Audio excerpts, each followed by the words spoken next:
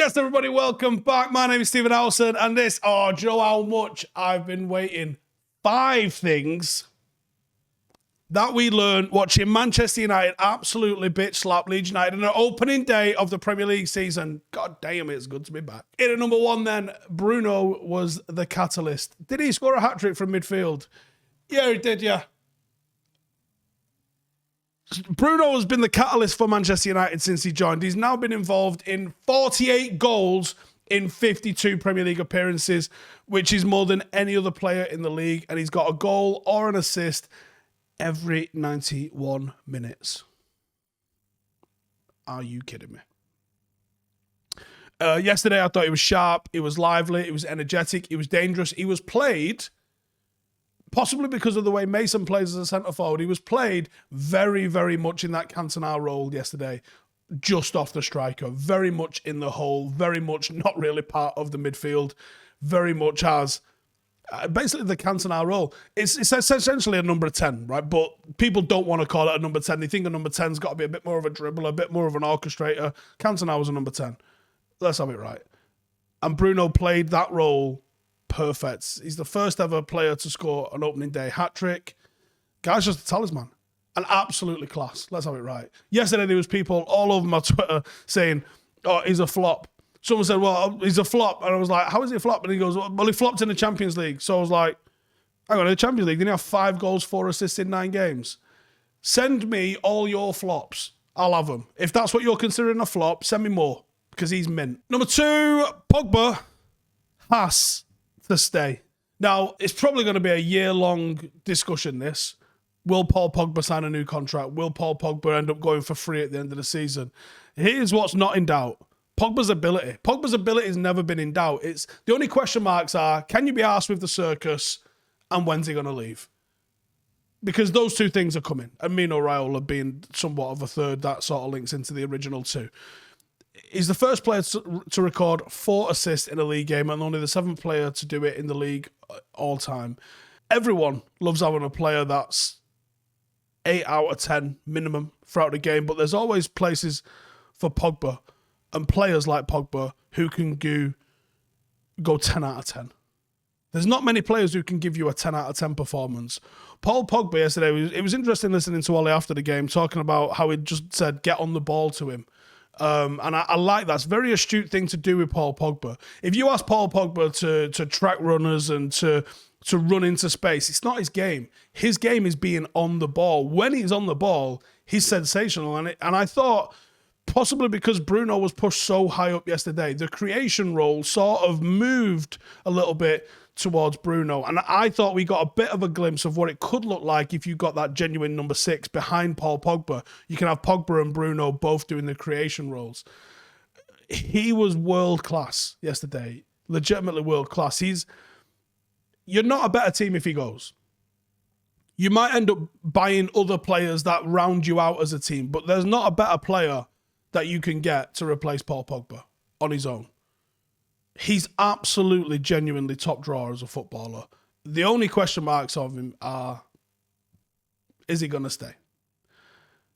Or is he going to leave? He dictated the game. He was everything positive going forward for United. Some of the passes as well for the goals that he did set up. If you as a player had one of those a season, pretty much all of them were mint. Like, none of them were just Joe, sometimes people go, oh, you can get an assist for passing it 2 yards. Not one of Paul Pogba's was that, by the way, yesterday. They were all legitimately creating chances. He created 5 chances yesterday, and 4 of them became assists. If you keep him, you're going to challenge. You really are. If you can build a team with him in it. Number 3, attacking options galore. Greenwood is emerging as a scary, scary prospect. The finish for his goal yesterday was flawless. It was inch perfect and it was deliberate. That's the thing that you know with Greenwood is when he shoots it and it goes into those spots, that's exactly where he wanted to put that sort of thing. He's on a mad trajectory for a career. He really is. He's got to add the physicality to his game because he's still a bit on the smaller side. But every other aspect of his game is there or it's on the way to being there. You've still got Rashford and Cavani to come into this team. We saw Jadon Sancho briefly for a little bit of a cameo, but essentially we probably started that game and scored 5 goals without our first choice 3 forwards, Rashford, Cavani and Sancho. After pre-season, it looks like this could be his time. He is relentless and dynamic. He's scoring goals for fun. And it looks like United are genuinely going to have the ability to outscore teams this season. Really outscore teams. Not just 2-1, which is what I predicted for yesterday, but to absolutely slaughter teams, which is always a good thing to have. Number 4, we can challenge. There is definitely enough talent for this team to be there or thereabouts. You are going to be reliant on Chelsea and City having some sort of malfunction, I think, and slipping. But this United team is the best of the rest in terms of the ability in the squad. This United team has had the ability to go on quite impressive runs, but to be able to compete with the likes of City and Chelsea, you've got to do what City did last season. That's put 21 wins together. Now, I've said this previously, this team under Ole Gunnar Solskjaer, I think Ole can find a way to win matches against anybody else in the league. And I know that we go to Anfield, and I know that we go to the Etihad, and I even know that we'll go to Stamford Bridge with a plan to win the game. Now, we might not win the game, but I know that he's not going to try and bore everyone to death, get a draw and be happy. I know he's going there, turning up and going, I'm going to win this fucking game. And I know he's telling the players that. And it's a very different mindset and a very different attitude and a very different feeling when you've got a team that's going to go and do that. That's who Manchester United are and should be. Now, you can sometimes go, do you know what? A draw is not a bad result at Anfield. But do you know what also isn't a bad result? Fucking winning. And it's a whole different mentality and it's a whole different thing. Our best 11 does match up against anyone. Now, there is still a weakness in that team. It's the midfield, the defensive side of midfield. We look dangerous and dynamic going forward. I can't wait to see what Varane does to the back because it looks like he's already given Lindelof a bit of a kick up the arse because he was very good yesterday.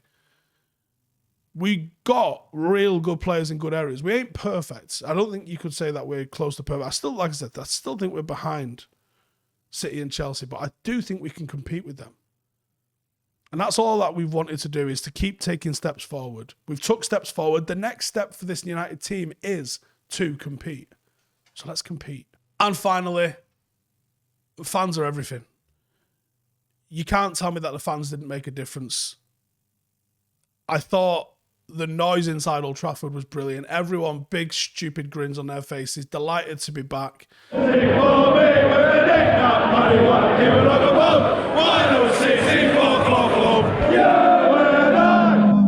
And you can see all at the wheel.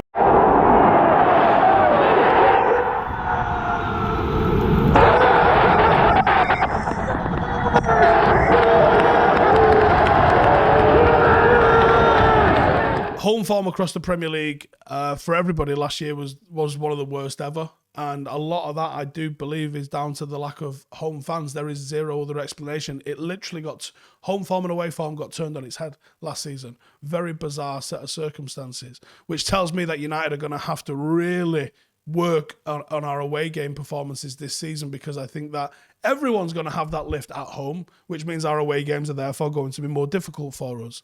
I think that we were the 12th man yesterday, and I think the Varane unveiling was the timing of that was absolutely perfect. I mentioned it in my preview, didn't I? I also thought Varane might end up playing, but I guess that they didn't get that done in time. But doing that opening game of the season, we've not been there for 500 days. It was goosebumps, honestly. It felt like a moment, and it was great to see. Everyone got a lift. He looked like he was fucking buzzing. It was legitimately great to see, and I'm absolutely delighted that Raphael Varane is now officially a Manchester United player. I hope that we can make Old Trafford a fortress this season, maybe even go undefeated at home. I think that's something that we could probably do. But you got to be careful of the away form because I think that everyone gets their home fans back. It ain't just us. So it is going to be a little bit tougher on the road. But I thought I really enjoyed being back in the ground yesterday. And I don't think I was on my own. I was I was thrown out of my routine. I spoke to Ian Irving. I spoke to various different people about being back in the stadium, and there was a weirdness to it. It didn't feel natural because we was out of the rhythm. I've not been for 500 days since I was, man, I must have been 6 the last time I went 500 days without going. For the last 31 years, I've not been to Old Trafford for that length of time. So it was weird, but it was good to be back.